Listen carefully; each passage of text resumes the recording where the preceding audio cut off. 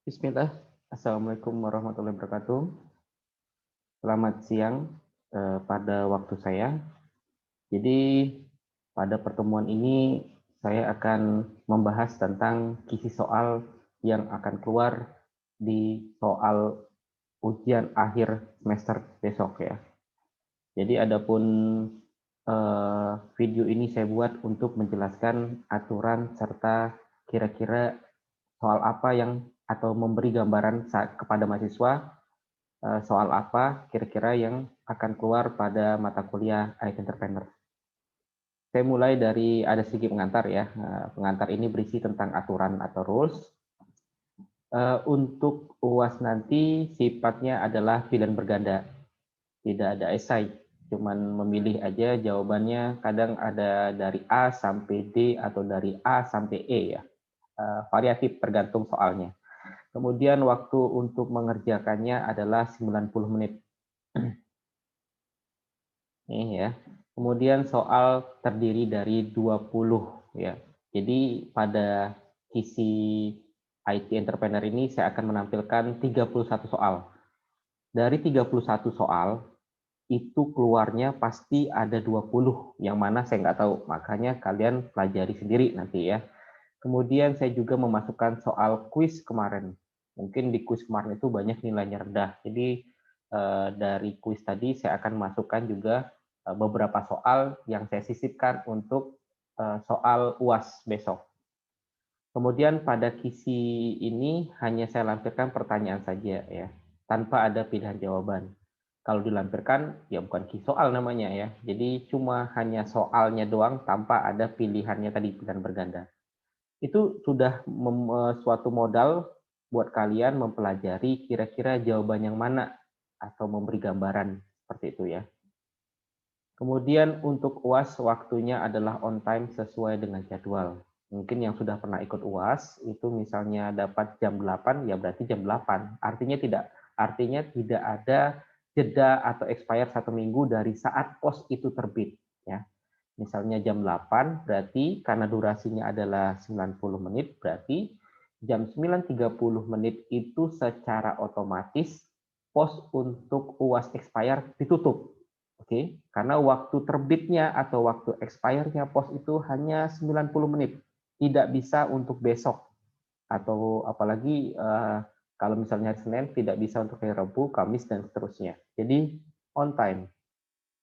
Kemudian mahasiswa yang kehadirannya 75% adalah yang bisa mendapatkan nilai UAS, sedangkan kehadiran di bawah itu UASnya akan nol ya. Walaupun kalian mengerjakan tapi UAS absensinya di bawah 75%, maka tidak dapat nilai UAS atau tetap nol. Untuk absensi akan saya khusus ada informasi ya, menampilkan mahasiswa yang berhak mengikuti UAS atau tidak. Artinya saya akan menampilkan presentasi mahasiswa yang di atas 75% dan di bawah 75%. Oke, itu aja pengantarnya dulu. Kita masuk kepada kisi soal dari IT Entrepreneur. Yang di atas ini mewakili materi apa yang keluar. Kan ada pengantar entrepreneur, kemudian ada mindset, nanti ada banyak ya. Jadi ini adalah yang saya besarkan, kemudian saya bold, itu adalah materinya. Kemudian ini apa? Ini kisi soalnya, seperti itu ya cara bacanya. Satu, manakah di bawah ini yang termasuk dalam kegiatan IT Entrepreneur? Ada menjual barang, grafik, desain grafik, kemudian mendirikan forum jual beli, YouTuber, dan food court. Nah, nanti biasanya kalau kemarin ada kombinasi 1, 2, 3, apakah ini benar?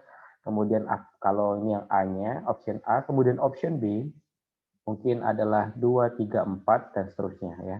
Jadi pelajari istilah ini ya. Food court itu apa, YouTuber apa ya. Kemudian, saya hapus dulu. Kemudian yang nomor 2, seorang entrepreneur melakukan hal-hal berikut ini, kecuali apa ya. Ingat, ini adalah materinya di pengantar entrepreneur ya. Kemudian soal nomor 3, dengan menjadi seorang technopreneur, kita dapat turut berkontribusi meningkatkan taraf hidup masyarakat Indonesia dengan menghasilkan lapangan pekerjaan dan membangun perekonomian sekaligus teknologi Indonesia. Apakah benar pernyataan tersebut? Nah, nanti bisa benar atau salah. Pilih aja ya. Kemudian manakah contoh invensi dan inovasi yang benar di bawah ini? Nanti akan saya tampilkan ya. Tinggal pilih aja yang mana kira-kira. Ini baca sendiri ya, invensi itu apa, inovasi apa, ini berbeda ya. Kemudian materi berikutnya adalah mindset. Nah, mindset ini sedikit, cuma 2 soal. Berikutnya adalah contoh mindset yang benar dalam menjalankan bisnis kecuali. Ingat, di sini ada kata-kata kecuali ya. Jadi cari yang salah. Nomor 6, manakah di bawah ini yang bukan? Berarti ini kecuali lagi ya, yang bukan. Ingat, ini sama. Ada kata-kata menjebak sini. Contoh manfaat IT entrepreneur dari segi ekonomi, sosial, dan lingkungan. Baca kembali, itu di materi mindset. Kemudian materi berikutnya adalah ide dan prinsip bisnis. Ya. Nomor 7, ide bisnis dapat dikatakan sebagai bibit dari sebuah bisnis atau biasa kita sebut pemikiran yang muncul dalam diri pelaku bisnis untuk menciptakan sebuah bisnis. Karena ide adalah salah satu metode dalam analisa bisnis. Ingat ya, salah satu metode. Nih, baik-baik, baca baik-baik ya, menjebak banget nih. Apakah benar pernyataan tersebut? Ya, pikir sendiri ya, coba baca-baca lagi di ide dan prinsip bisnis. Kemudian nomor 8, ada 4 poin dalam pengembangan ide bisnis. Yang salah satunya adalah produk atau jasa apa yang akan dijual, kepada siapa produk akan dijual. Manakah di bawah ini yang bukan, kecuali ya, termasuk dalam bisnis tersebut, poin bisnis tersebut. Nomor 9, Indonesia merupakan salah satu negara yang mengadakan pemilu dengan jumlah partisipan terbesar di dunia. Meski begitu, negara kita masih terbelakang dalam hal sistem pemilu. Kita masih saja bertahan dengan pemilu konvensional yang menggunakan sistem coblos. Ya.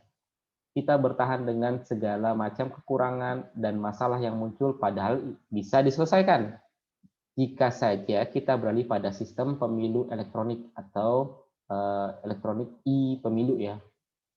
Maka semua masalah mulai dari anggaran yang terlalu besar, waktu rekap, suara yang terlalu lama, dan kemelut keberadaan lembaga hitung cepat akan teratasi. Benarkah di atas termasuk contoh brainstorm? Nih ya. Brainstorm itu apa? Baca lagi di ide dan prinsip bisnis. Nomor 10, untuk menguji ide bisnis yang kita bangun berhasil, ya, maka analisa SWOT bisa menjadi jawaban. Analisa SWOT menjadi satu-satunya, saya kutip 2, satu-satunya metode dan wajib dipakai dalam menguji bisnis. Apakah benar, apa salah ya, seperti itu ya. Nanti ada sini. Benarkah pernyataan di atas? Baca baik-baik ya, di agak menipu ya. Kemudian di nomor 11, menurut Neil Thornberry dalam bukunya yang berjudul Lead Like an Entrepreneur, locus of internal sangatlah penting. Karena apa? Ya, nanti baca sendiri optionnya. Kemudian di nomor 12, yaitu materinya adalah kreativitas dan identifikasi peluang usaha di dunia IT. Ada 3 aja soal yang keluar. Yang 12 adalah karakter dari peluang adalah beresiko terukur, yang artinya apa? Ya. Di bawah ini adalah sumber ke peluang, kecuali apa ya. Nanti akan saya tampilkan. Ingat, di sini ada kata-kata kecuali. Kemudian 14, di dalam buku Entrepreneurial Startup and Grow, a Classification of Problem, identifikasi kegagalan dalam usaha adalah sulit mencari sumber pembiayaan dari luar. Karena biasanya wirausahawan baru belum dipercaya oleh perbankan. Untuk menjawab solusi di atas adalah dengan apa ya? Cari jawaban yang tepat. Kemudian ada model bisnis kanvas. Di sini ada 5 soal yang keluar ya, dari 15 sampai 19. Semua benar pernyataan customer segment pada model bisnis kanvas di bawah ini. Kecuali yang mana?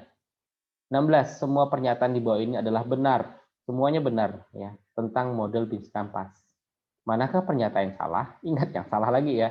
Baca baik-baik soalnya.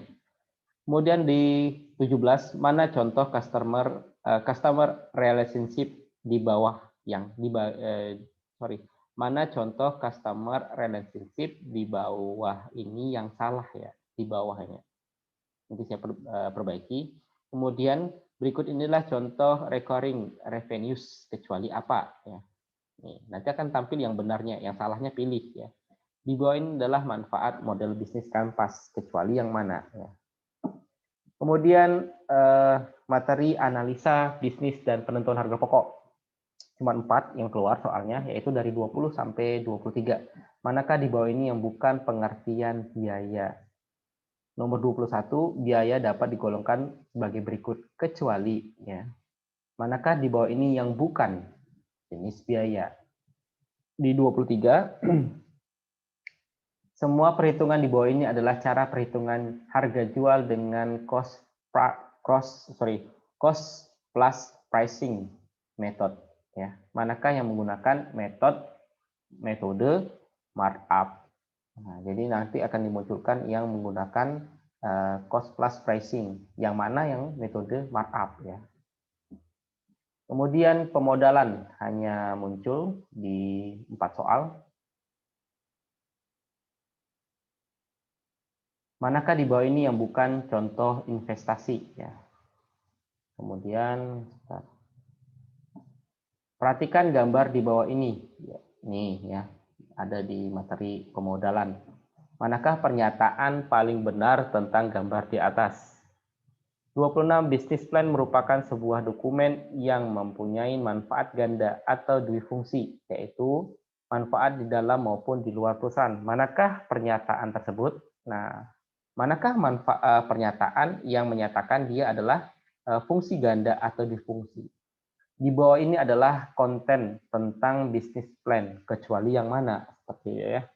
Kemudian ya, masuk kita di slide di materi terakhir, yaitu perencanaan finance. Ada 4 soal. Di bawah ini adalah langkah-langkah perencanaan keuangan, kecuali yang mana? 29, manakah contoh packing order teori dalam pendanaan usaha? 30, manakah contoh payback period di bawah ini yang benar gitu ya. Manakah pengertian payback period di bawah ini yang salah? Ini yang benar mana, yang ini yang salah yang mana? Seperti itu ya. Mana yang keluar saya nggak tahu.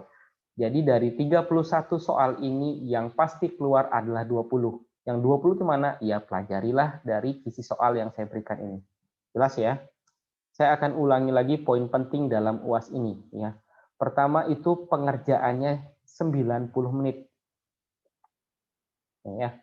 Kemudian jumlah soal itu 20 dari 31 isi soal. Kemudian apalagi poinnya? Ya ini yang pentingnya. Untuk UAS waktunya adalah on time, sesuai jadwal. Jadwal akan dibagikan sebelum UAS, biasanya adalah 1 minggu sebelum UAS, sekitar mungkin tanggal 20-an akan dibagikan oleh pihak kampus, kemudian nanti akan saya forward lagi untuk reminder untuk mahasiswa. Ya. Ingat di sini tidak ada rentang waktu 7 hari pekerjaannya, on time, ya, dari jam 8 saat dimulai, misalnya ya, jam 8 kita mulai, berarti jam 9.30 itu udah selesai. Kalian telat datangnya misalnya di jam 9 lewat 31 aja, lewat 1 menit, itu secara otomatis pos dari UAS-nya tertutup otomatis. Kemudian ada mahasiswa yang di bawah absennya di bawah 75%, maka dia tidak bisa ikut UAS. Walaupun dia mengerjakan UAS, maka nilainya tetap 0. Jadi inilah poin pentingnya.